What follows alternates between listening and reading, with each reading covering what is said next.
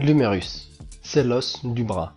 C'est un os lent, comportant deux épiphyses et une diaphyse. S'articule en haut avec la scapula par l'intermédiaire de la cavité glénoïde, et en bas et en dehors avec le radius par l'intermédiaire du capitulum, et en dedans avec l'ulna par l'intermédiaire de la trochlée. L'humérus a une forme triangulaire, possédant donc trois faces, une face antérolatérale, une face antéromédiale et une face postérieure. Et donc, par corollaire, il possède trois bords, un bord antérieur, un bord latéral et un bord médial. Les repères anatomiques, ou bien les reliefs anatomiques de l'os humérus sont: concernant l'extrémité supérieure, la tête humérale forme un angle de 45 degrés par rapport à l'horizon, délimité par le col anatomique où s'insère donc la capsule articulaire.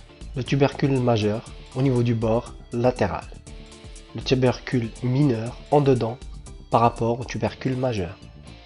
Entre ces deux tubercules se trouve le sillon intertuberculaire, lieu de passage du tendon du biceps brachial.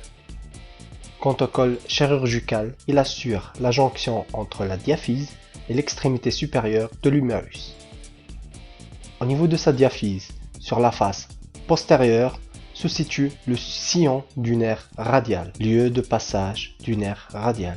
Et sur sa face antérolatérale, on peut distinguer donc une tubérosité appelée tubérosité deltoïdienne, lieu d'insertion du muscle deltoïde.